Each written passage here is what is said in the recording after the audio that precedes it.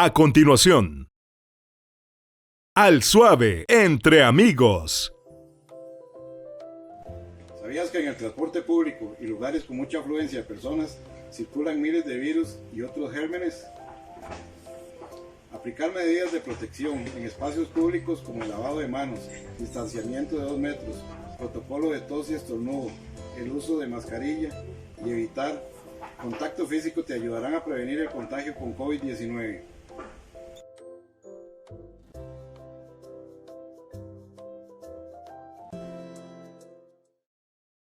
En El Guardián, esperamos ser útiles con nuestros contenidos para ayudarte a tomar buenas decisiones en tu vida.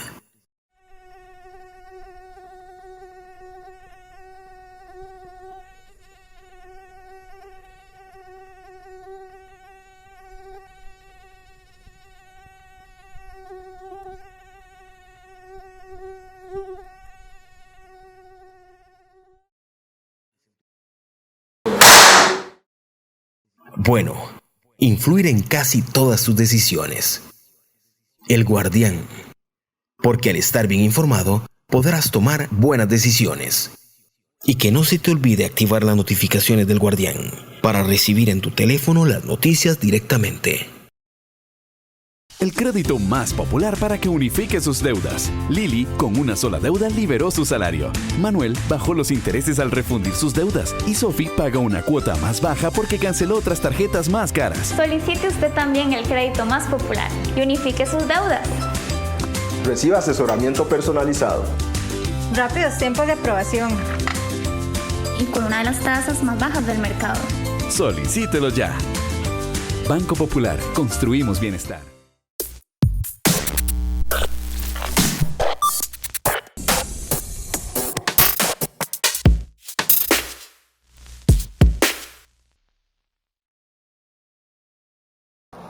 Hola, soy César Gutiérrez. Estamos haciendo un reportaje especial para elguardian.cr y para Políticamente Incorrecto, material que también vamos a usar para Producciones Clandestinas y Al Suave entre amigos. Hoy nos encontramos después del túnel Surquí, aquí en la carretera. Vamos a darnos una vuelta con los amigos de Hades. Tenemos a Oscar, a Check, a Charlie y a Jainer. Bien dicho, ¿verdad, Jainer? Excelente, así se dice.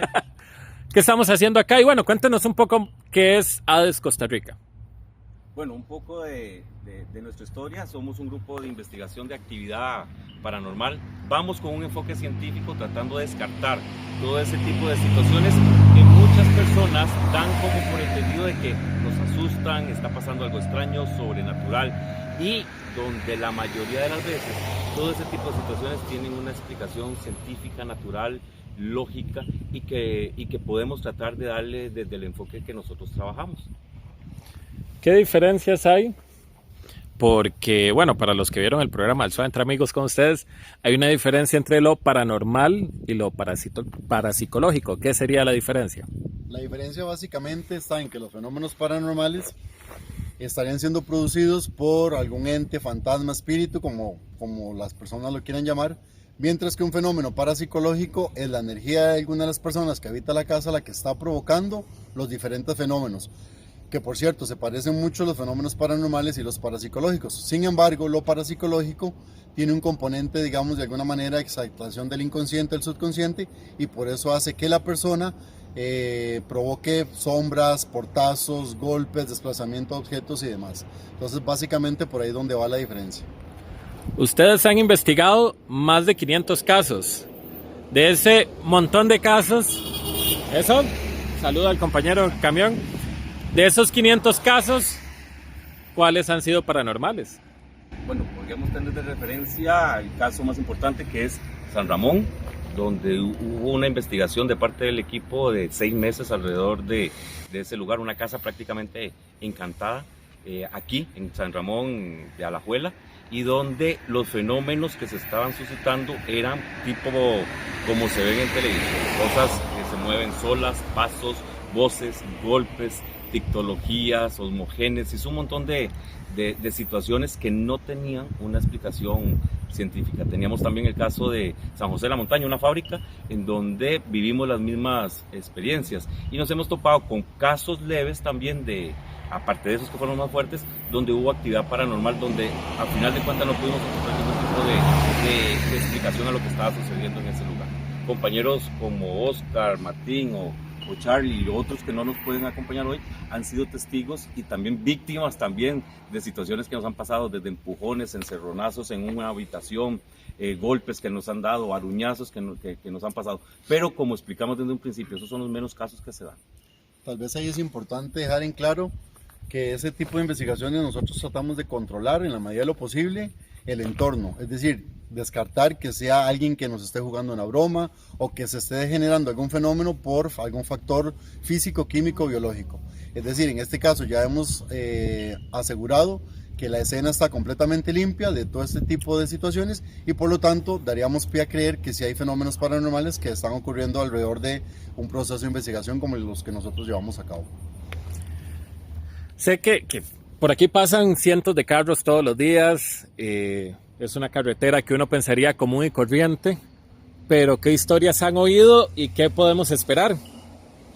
Bueno, en torno al Surquí, o por lo menos lo que se conoce como el sector del Surquí, Ruta 32 en sí, son muchas las historias. Básicamente entre las más conocidas están una supuesta ambulancia que de alguna manera logra lo que llamamos popularmente rayar al vehículo de las personas que así lo aseguran, y que en determinado momento esa ambulancia desaparece.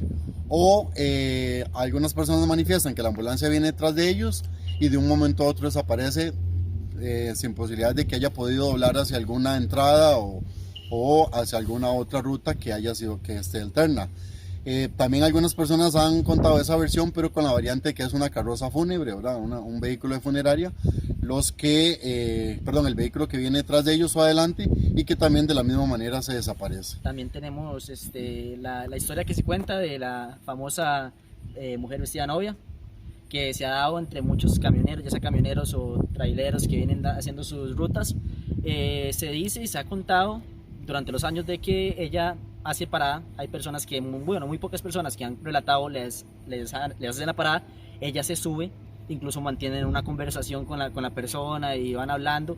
El problema es que cuando ella le dice me voy a bajar aquí, ella se baja y como que desaparece totalmente, así, queda de la nada. Entonces como que se quedan como perplejos de ver que por qué se va a bajar en plena carretera. Entonces para muchas personas que incluso ha sido impactante porque han tenido que frenar o incluso se han accidentado por dicha aparición. Lo rico de este tipo de experiencias que la gente cuenta es que son leyendas urbanas y son leyendas que trascienden fronteras. Estas leyendas de una ambulancia, de una carroza fúnebre, de la dama de blanco, no son meramente nacionales. Se puede constatar este tipo de relatos alrededor de distintos países y entonces la idea del grupo con respecto a esto es ¿qué sucede? ¿Qué está pasando en el inconsciente de la persona? ¿Qué está sucediendo en estos momentos para que estas historias se estén repitiendo y se estén reproduciendo? Porque son relatos que no solo los encontramos en nuestro territorio, como les decía, sino en otros lugares, en otras latitudes, en otros continentes. Otra variante de esta leyenda que Martín nos contó es que hay una mujer que hace parada, se monta, va conversando con el chofer y en determinado momento se desaparece. Es decir, en ningún momento pide ni bajarse, ni el carro para, ni nada por el estilo, el vehículo como tal, simplemente la mujer desaparece al lado del chofer. Otra de las historias que se cuenta acá de la Ruta 32 es de algunos choferes que han manifestado que van manejando y de pronto en algún punto de la carretera ven como una especie de bulto, silueta o una persona vestida de blanco, pero metros más adelante esa imagen blanca que ellos ven, la ven encima del parabrisas. Eso inclusive ellos manifiestan que por ese motivo han tenido el accidente, y esto nos lo han relatado personas que trabajan en los hospitales más reconocidos de nuestro país, tales como médicos del área de traumatología, etc. Y afirman que los pacientes cuando ya despiertan del estado en coma y demás manifiestan este tipo de experiencias, lo cual nos llama mucho la atención porque coinciden, a pesar de que son personas que no venían en el mismo carro o que tuvieron el accidente el mismo día o a la misma hora.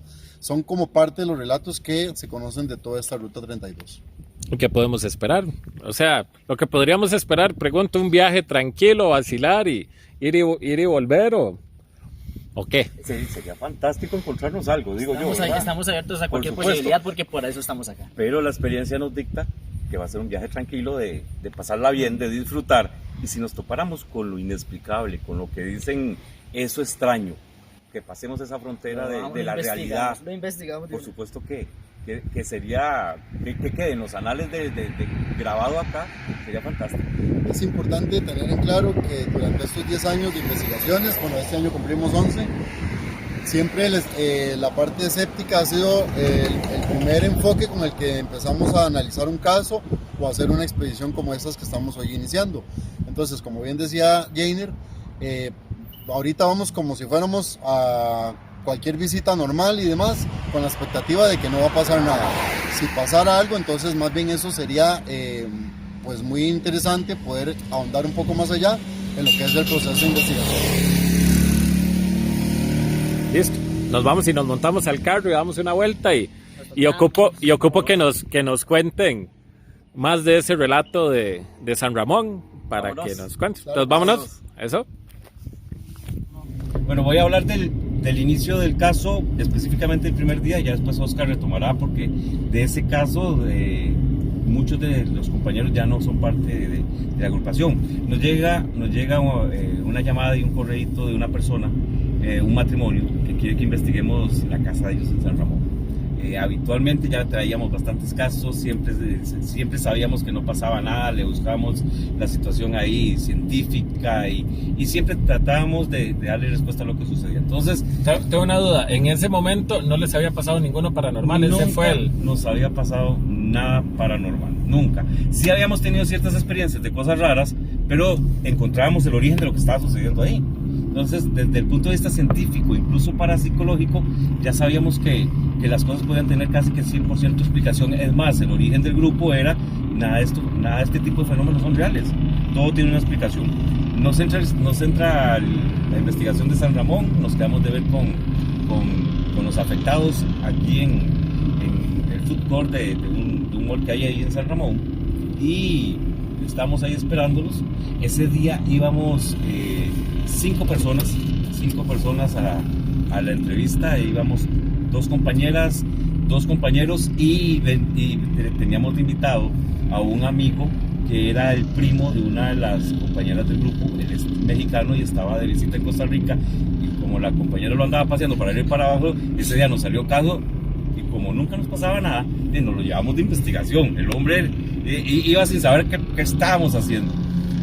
Estamos esperando a la familia afectada cuando vemos que viene un matrimonio muy elegante, muy bien vestido, se veían bastante serios, y ya eso de primera entrada como que nos llamó muchísimo la atención.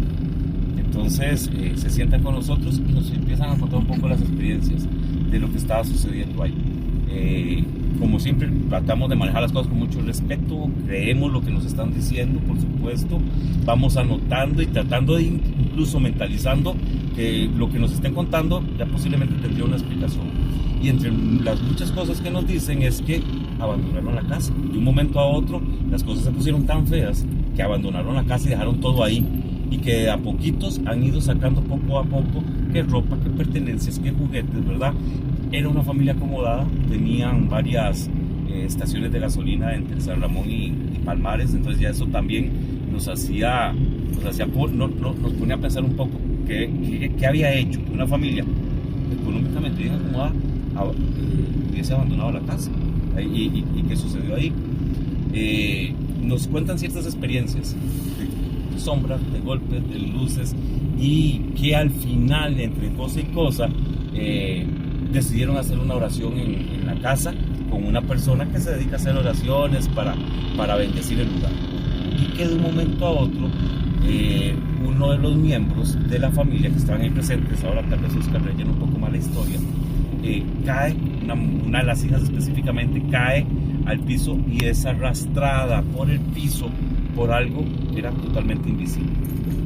Entonces ya eso, bueno, historias de esas veníamos escuchando de un montón de situaciones. En cada uno de los casos la gente tiende pues tal vez en el momento a exagerar sin ninguna mala intención las cosas, porque la evidencia que están experimentando. Entonces le tomamos nota al asunto, les decimos, ok, vamos a la casa, y ahí se detuvieron y dijeron, no, un muchacho trabajador de nosotros nos va a acompañar, lo siguen a él, aquí están las llaves, él va a entrar, quita la alarma, y ustedes nos dicen al final cómo les fue, nos vuelven a llamar.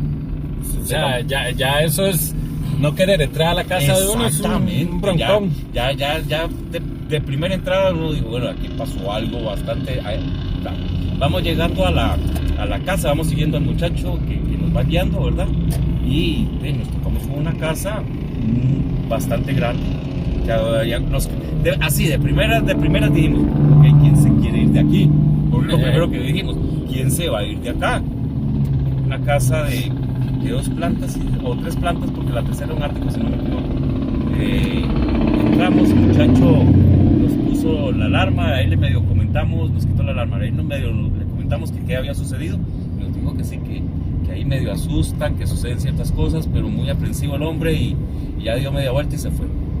Y cuando echamos a la casa, está todo: alacena, refrigeradora, lavadora, muebles, trastero. Subimos a las habitaciones, camas, roperos, juguetes, prácticamente que estaba todo ahí. Y nos quedamos pensando, ok, o sea, sí sucede, tuvo que haber sucedido un evento bien extraño para que esta familia deje esa casa que tienen y se fueron a alquilar a Palmares, porque estaban alquilando en Palmares. Empezamos el proceso de investigación, un recorrido, íbamos caminando, analizando, barrido fotográfico, todo el asunto. Lo normal, no estaba pasando absolutamente nada, ningún tipo de manifestación, que uno pudiera buscarle alguna situación lógica al asunto, no pasaba absolutamente nada. Decidimos dividirnos entonces en 2 equipos, 2 compañeros, bueno, un compañero y el primo de la compañera se quedan en el piso de abajo, y decidimos quedarnos nosotros en la segunda planta, en la habitación principal del matrimonio, donde tienen la cama y algunos muebles ahí. Estamos haciendo una especie de psicofonías. ¿Qué psicofonía? La psicofonía es lo que se conoce como, bueno, los CBPs también se les llama así, es tratar de hacer una serie de preguntas para que en el aparato electrónico, llamémoslo grabadora, ver si se logra captar algún tipo de respuesta, algo audible en el aparato, pero que no fuera audible para nosotros. Se hace una serie de preguntas, como si estuviéramos conversando con alguien. ¿Quién está acá?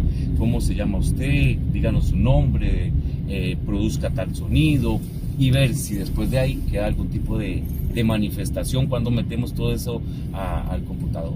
¿No les cuesta un poco así, como mira la policía, saludos a los oficiales? El retén.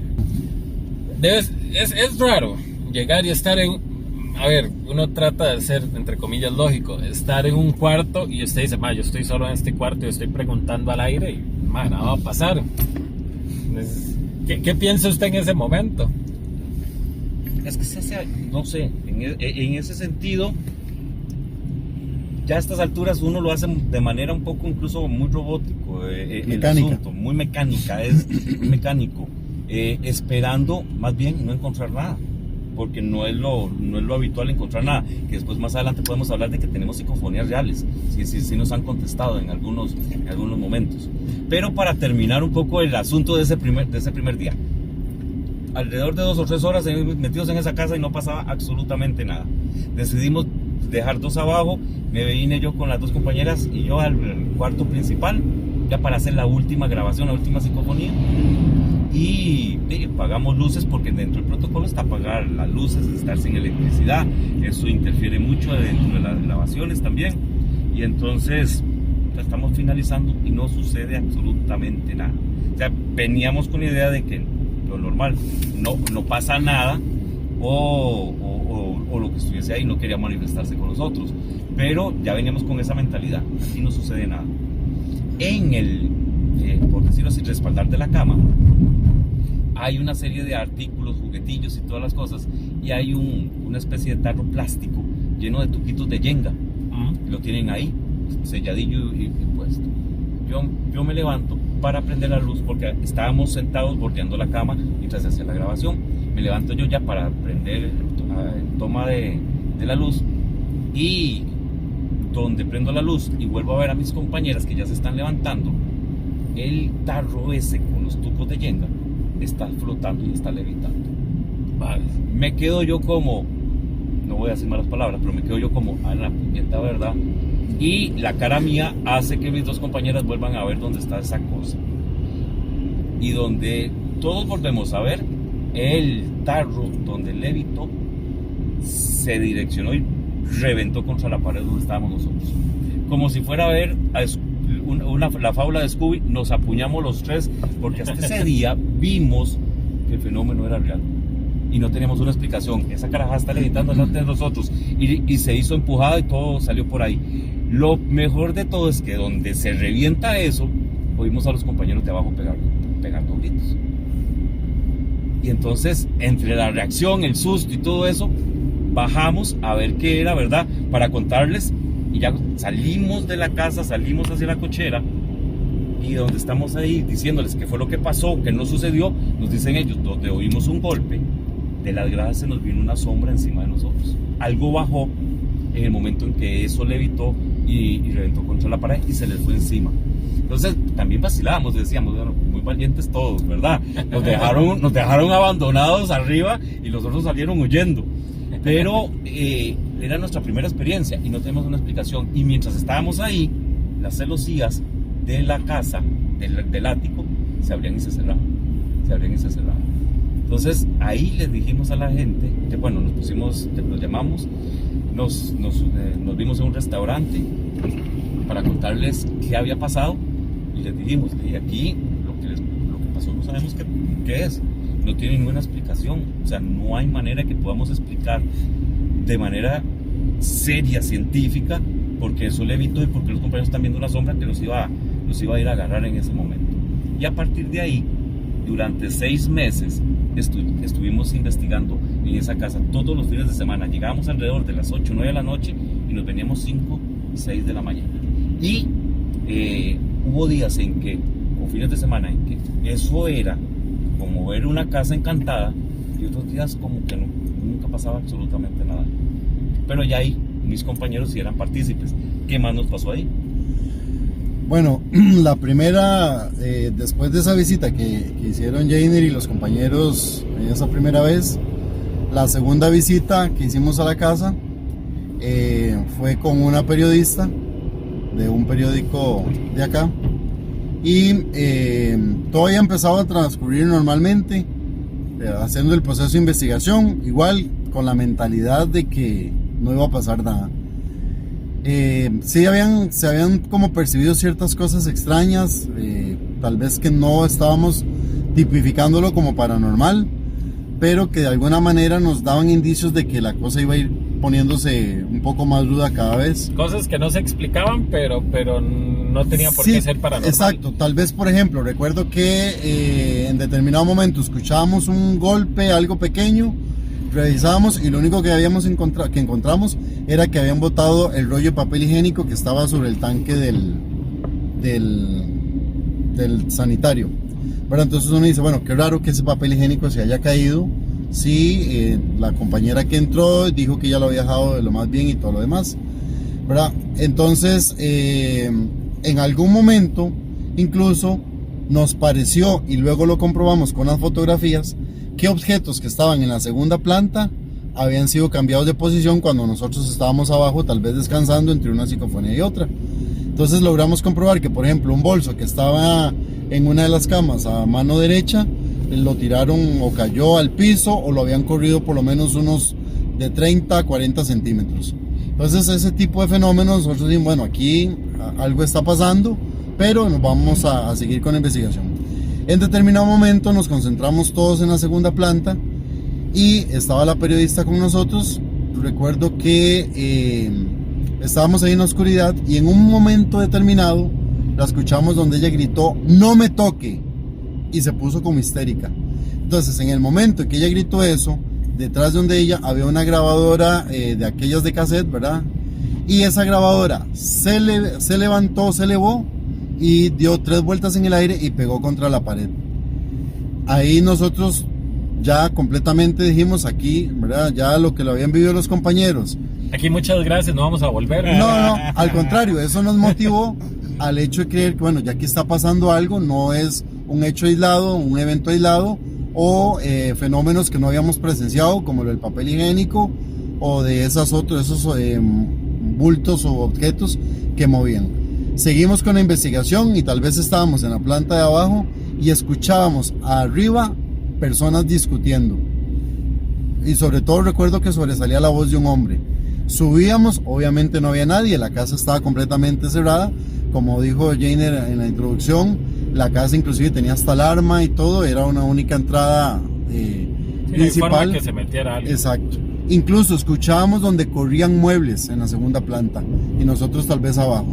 Obviamente en ese momento no contábamos con todo el equipo que tal vez contamos ahora, eran recursos muy limitados, incluso en aquel momento creo que la cámara era de cassette, ajá, igual que la grabadora, y prácticamente era un par de focos y con eso era lo que empezamos a hacer las investigaciones. Tengo una consulta antes de seguir con el tema.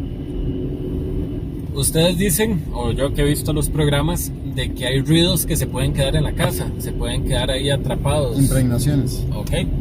¿Cuál es la diferencia entre esos ruidos que se quedan ahí atrapados en la casa y ruidos que usted dice, algo está pasando paranormal? Y lo otro es, ¿por qué se mueven los objetos? Los objetos, no solo los objetos, ¿por qué se escucha que se mueven sillas? ¿Hay alguna explicación? ¿O es algo que pasó ahí en ese momento antes que se está recordando? No sé, ¿por qué mueven los muebles, mae? Ahí tal vez es importante, bueno, hay como varias preguntas en una. Por ejemplo, la impregnación, lo que nos dice la teoría es que hay ciertos sonidos, inclusive hasta olores, que van a quedar atrapados, por decirlo, en los materiales de la construcción, y que en determinado momento, ante ciertas condiciones climáticas, de calor, de frío, etcétera, eso se va a liberar como si fuera un eco, y por eso es que la gente entonces empieza a escuchar. Pueden ser pasos. A veces hay personas que nos dicen, es que yo escucho la tos de mi abuelito que se murió hace 6 meses en la casa, pero resulta que ahí lo que está pasando es que esa onda de la tos del señor, que estuvo ahí mucho tiempo, quedó, por decirlo así, impregnada en el lugar.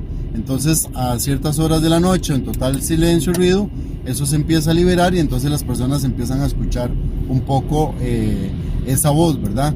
Pero la gente lo que tiende a decir es que mi abuelito todavía sigue aquí, que el alma está en pena, etcétera, etcétera, ¿verdad? Y el olor a cigarro también. Exactamente, los olores también, el olor a cigarro es muy característico, el olor a tabaco en sí es muy característico que eso pase.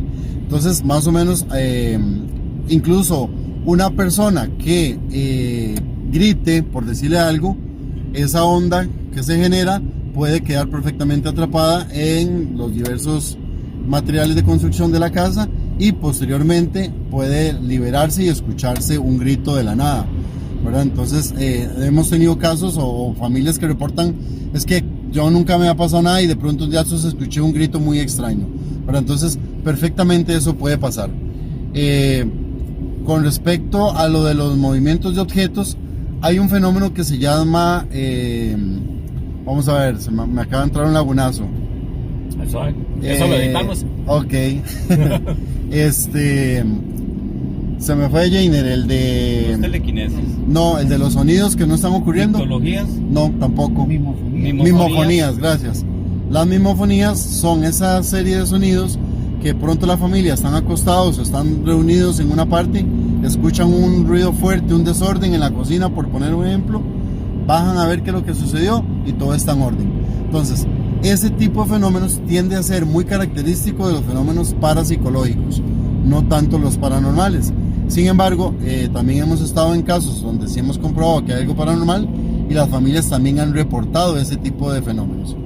Ahora, con respecto a por qué mueven sillas y demás, parte de la teoría lo que nos dice es que un tipo de entidades o fantasmas, como lo queramos llamar, son conscientes de la situación en la que están, el lugar de donde están, y tratan de establecer algún tipo de contacto con los que están habitando ahí. Mientras que hay otro tipo de entidades supuestamente que no son conscientes, entonces lo que hacen es recrear como algún ciclo importante de su vida o los últimos momentos de vida que tuvieron. Pero esas son como diferentes teorías que se manejan a nivel de lo que es lo paranormal. ¿Verdad? Básicamente anda como por esas hipótesis con respecto a por qué mueven objetos, por qué de pronto abren puertas, por qué producen golpes, etcétera, etcétera. Continuando con lo de San Ramón, después de que pasó este fenómeno y empezamos a escuchar, obviamente ya tal vez ahí nos daban a casi las 4 o 5 de la mañana, ya teníamos pues que regresar y empezamos a visitar la casa aproximadamente cada 8 días o cada 22 días, a veces hasta cada 15 días. Teníamos la ventaja de que la casa estaba completamente sola, porque obviamente, como explicó Jane, la familia ya había abandonado la casa. Aún así seguían, ¿verdad? Pues enviando a diferentes empleados de ellos para que sacaran los diferentes electrodomésticos, las camas y todo, para ellos poder equipar su la nueva vivienda que estaban ocupando. Curiosamente, los empleados en un momento dijeron: a esa casa no volvemos. Y cuando los dueños les preguntaron que por qué, ellos manifestaron que, por poner un ejemplo, un mueble tipo alacena que tenían en la sala, lleno de artículos de vidrio, copas, fotografías, etc., ellos dicen que lo corrían para sacarlo, y cuando ya estaban a punto de sacarlo de la puerta, el mueble empezaba a bailar por sí solo, a moverse sin ningún tipo de fuerza humana que lo estuviera manipulando, y obviamente ellos lo que hacían era que lo volvían a tirar contra la pared y salían prácticamente corriendo. La señora incluso llegó a pensar que si esto se trataba de alguna situación en torno al alma del papá de ella, porque precisamente en ese mueble había una fotografía del señor. Ella nos explicaba que el señor murió en esa casa, murió de cáncer, pero murió en total tranquilidad, y que ella recuerda que lo que el señor le decía era que días antes de su muerte o deceso, que por qué en la noche venían esos hombres vestidos de blanco de la parte de atrás de la casa y que lo visitaban y no lo dejaban dormir. Fue algo que ella nos comentó. Y aquí se me viene a la mente algo que nos contó una vez una enfermera que nos acompañó en un programa radial que nos habían invitado, que ella, cuando ha atendido pacientes que están, digamos, con cáncer, que ya están en etapas terminales, se han topado con la sorpresa que en la mañana llegan a revisar a estos pacientes y ellos les cuentan o les dicen: qué bárbaros, porque ayer vinieron ese montón de doctores. Y ella dice: ¿cómo el montón de doctores? Sí, dice, todos esos vestidos de blanco no nos dejaron dormir. Y curiosamente lo cuenta uno y lo cuenta otro y otro paciente en una misma noche, ¿verdad? Entonces eso lo relacionamos un poco a lo que nos estaba contando la dueña de la casa de San Ramón. Continuando con el relato, fuimos, como les dije, íbamos cada 8, cada 15 o cada mes. Durante algunas visitas pasaba algún fenómeno, de pronto estábamos sentados y nos golpeaban la pared encima de donde estaba uno sentado, como si nos tiraban monedas. Nos tiraban monedas, tornillos. Recuerdo que fuimos con uno de los medios de comunicación más importantes de este país y ese día no pasó absolutamente nada. No fuimos nosotros, man. Este canal de televisión lo bajamos por aquí. Sí, vamos para aquí. Ese canal de televisión nos dio esa vez cerca de 15 personas, entre camarógrafos, un periodista presentador, una periodista y de diferentes técnicos y asistentes, pero ese día no pasó absolutamente nada. Que luego aprendimos, según la teoría, a que ese exceso de personas era lo que provocaba que no se estuviese manifestando nada. Eso era lo que les iba a preguntar, digamos. ¿Será que las entidades piensan como: hay mucha gente, yo no voy a hacer el papel? No sé si lo pensarán. No, es que yo creo que tienen aquí, aunque no aquí viene. Aunque no me vea, aquí estoy. Yo creo que es que les da pánico escénico. Puede ser que les dé pánico escénico, uno nunca sabe. Parte de lo que dicen los expertos, cuando decimos expertos, gente en España, en Estados Unidos, en otros países europeos que llevan toda la vida investigando, es que hay personas que cortan la energía a estas entidades. Entonces, si nosotros vamos a un lugar y cargamos la casa con muchas personas, puede hacer que parte de los que nosotros llegamos o los que estamos ahí o estén ahí, pueden cortar como esa energía, ¿verdad? O esa capacidad o esa posibilidad que ellos tienen para manifestarse. Y esto yo creo que lo hemos comprobado, ¿verdad? Compañeros, a lo largo de estos casi 11 años, donde inclusive nosotros le decimos a la familia que vamos a visitar que estén 2, a lo mucho 3 personas, y nosotros del grupo vamos entre 4 y 5. Ya si es un lugar muy grande, pues sí vamos los 7 que somos actualmente del grupo, y lo que hacemos es que nos distribuimos por las diferentes habitaciones o aposentos del lugar. Pero eso, ¿verdad? Es como una teoría de que realmente sí se corta como la energía cuando los lugares se llenan de muchas personas. Posterior a esa visita con ese canal de televisión que les decía que no pasó absolutamente nada, nos contactó otro canal de televisión, y esta vez ese periodista nos acompañó junto con un camarógrafo y un chofer. Recuerdo que el chofer, desde que entró, no le gustó el asunto, inmediatamente se fue al carro a dormir y ahí se quedó. ¿No le gustó porque sintió mala vibra o porque no le interesa? Nunca nos dijo, o sea, él simplemente dijo, no, esto no me gusta, y se fue y se metió en el carro y no quiso salir. El camarógrafo, ¿verdad? De mucho carácter, como muy fuerte, muy valiente. Y mucha trayectoria. Y mucha trayectoria, incluso ha estado en Isla San Lucas y otros lugares. Entonces él decía, nunca nos ha pasado nada, etcétera. Estuvo con nosotros y empezando ese día empezando la inspección de la casa, porque siempre hacíamos un recorrido para ver si lo que habíamos dejado la visita anterior había sido modificado, cambiado de lugar y demás. Jainer vio donde una muñeca se movió, una muñeca Barbie que habíamos dejado en el piso, encima de talco que habíamos esparcido, y creo que un carrito, una bola, no recuerdo, la habíamos dejado. ¿Por qué habíamos hecho esto? Porque en visitas anteriores nos había parecido que escuchábamos risas de niño o de niña y pasos como de alguien muy pequeñito. Entonces, entre las posibilidades que nosotros queríamos explorar era si lo que estaba ahí era algún tipo de entidad de niño o de niña. El talco o harina que a veces se puede usar se esparce alrededor de objetos para ver si se desplazan, porque entonces nos va a dejar un rastro ahí y una marca Sí, porque si alguien lo movió, le pasó por encima. Exactamente. Curiosamente, en otras áreas que habíamos esparcido talco y todo lo demás, en ese momento tenemos un compañero criminólogo, y él entonces fue el que se encargó de hacer las pesquisas. En este caso, precisamente vasos, sí, completamente fueron movidos alrededor de 2-3 centímetros. Habíamos puesto, recuerdo que cuando Heiner y los otros compañeros fueron a la primera visita, les pareció que un carro de niño estos para que el chiquito se montara, lo habían movido, o les pareció que se movió. Entonces en esa segunda visita que hicimos, se esparció talco sobre una de las planicies del carro, y encontramos marcas de 3 dedos, pero eran muy delgados.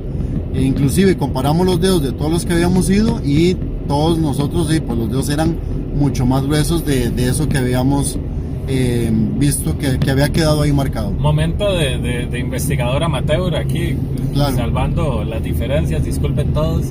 No se supone que, voy a sonar hasta me da vergüenza, pues uno con expertos puede sonar tonto, no se supone que los demonios hacen rasguños de 3 y que algunos se maquillan como niños, o sea, es como muy difícil creer esa teoría en realidad. Más que creerla es que no, ¿cómo se comprueba? Ya me tocó los nervios cuando hablan de demonios. Yo soy muy incrédulo para ese tema. Sí, es porque, digamos, no ha habido algo que se pueda comprobar a nivel científico que este tipo de entidades, ya hablar de demonios y eso, puedan ejercer este tipo de influencias, ¿verdad? O este tipo de acciones.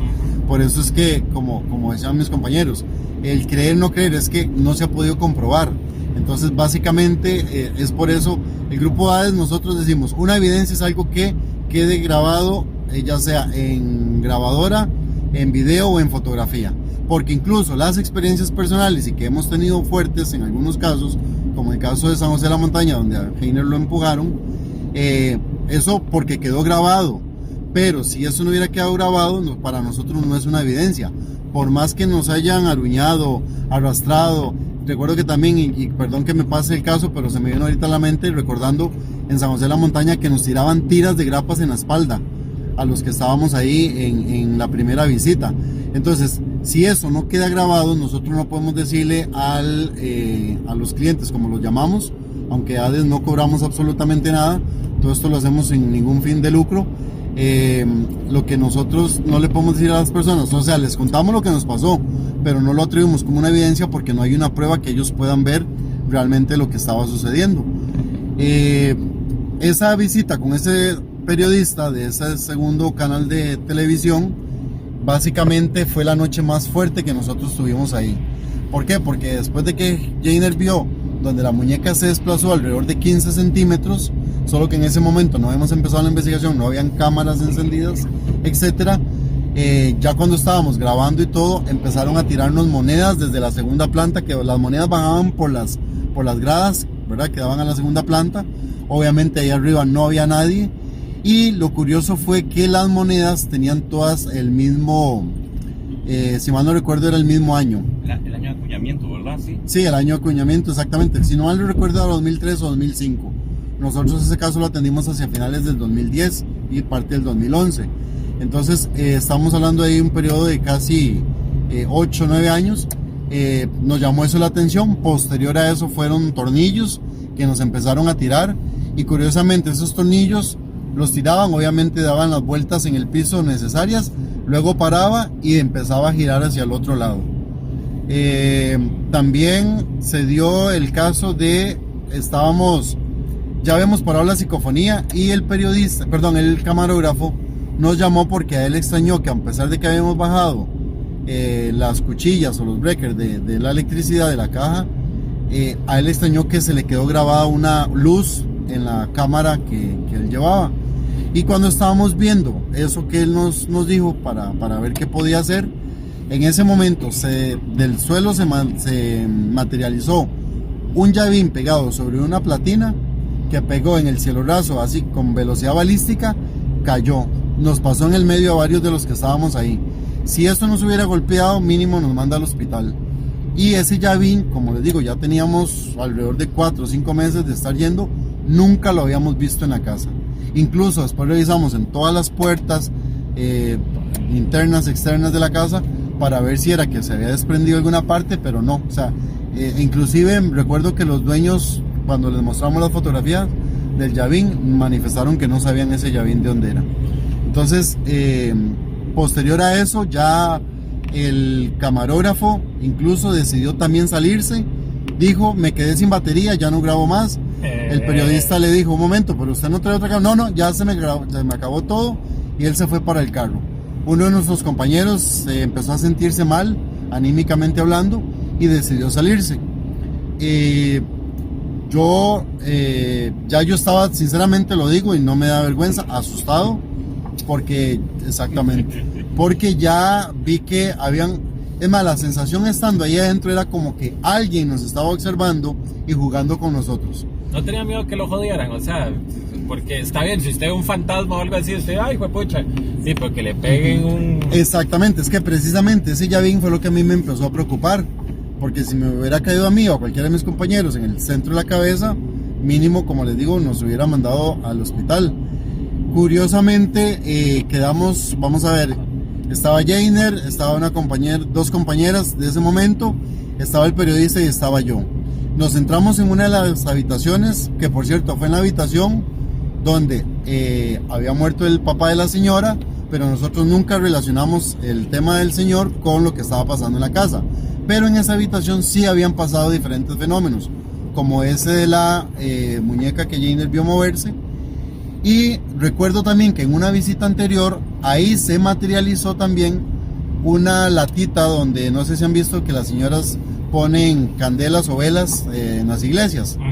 Nosotros estábamos con la luz apagada haciendo una psicofonía, escuchamos como un rastrilleo, y yo encendí un foco para ver qué es lo que había sonado, no había nada. Cuando encendimos la luz para salir y descansar, resulta que encontramos esa candelita ahí en el centro de la habitación. Esa latita había como una candela ya derretida, pequeñita, pero obviamente la candela estaba apagada. En esa habitación me acuerdo que los 4 que estaban junto conmigo se sentaron en el piso, pero yo no sé, yo estaba ya muy nervioso y me quedé de pie. cuando en eso nada más veo algo que pasa de una pared a otra y pega otra vez con velocidad balística y cae. Era una piedra que es más o menos, no sé, tal vez el ancho, el largo que... Un lagrimón. Exacto. Y también, si alguien se está preguntando, no hay posibilidades de que alguien la tirara desde la calle, es que estábamos dentro de la casa, en la parte de abajo, no había posibilidades de que una piedra entrara por ahí. Entonces, eso nos permitió, a mí por ejemplo, completamente me desestabilizó. Yo dije, sáqueme de aquí. Recuerdo que Jainer me acompañó a la salida porque estaba bastante lejos. Y ya después de eso, cuando yo estaba con el otro compañero afuera, escuchamos un retumbo que creímos que la casa se iba a caer. Y ahorita Jainer nos puede contar qué fue ese retumbo, de acuerdo con lo que escuchamos nosotros afuera. Porque le vamos a echar gasolina al carro, así que ahorita regresamos otra vez. Ya llegamos casi al cruce de Sarapiquí y ahorita continuamos con estas historias.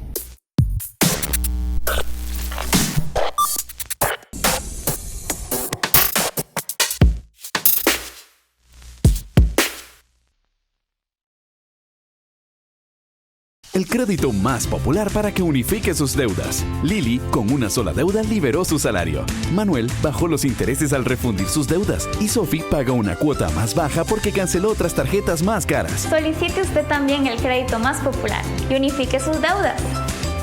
Reciba asesoramiento personalizado. Rápidos tiempos de aprobación. Y con una de las tasas más bajas del mercado. Solicítelo ya. Banco Popular. Construimos bienestar. En El Guardián, esperamos ser útiles con nuestros contenidos para ayudarte a tomar buenas decisiones en tu vida.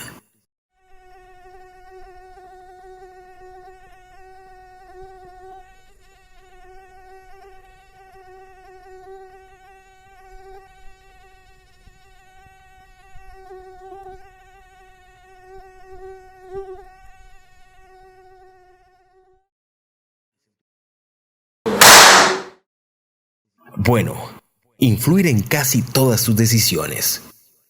El Guardián. Porque al estar bien informado, podrás tomar buenas decisiones. Y que no se te olvide activar las notificaciones del Guardián para recibir en tu teléfono las noticias directamente. ¿Sabías que en el transporte público y lugares con mucha afluencia de personas circulan miles de virus y otros gérmenes? Aplicar medidas de protección en espacios públicos como el lavado de manos, distanciamiento de 2 metros, protocolo de tos y estornudo, el uso de mascarilla y evitar contacto físico te ayudarán a prevenir el contagio con COVID-19.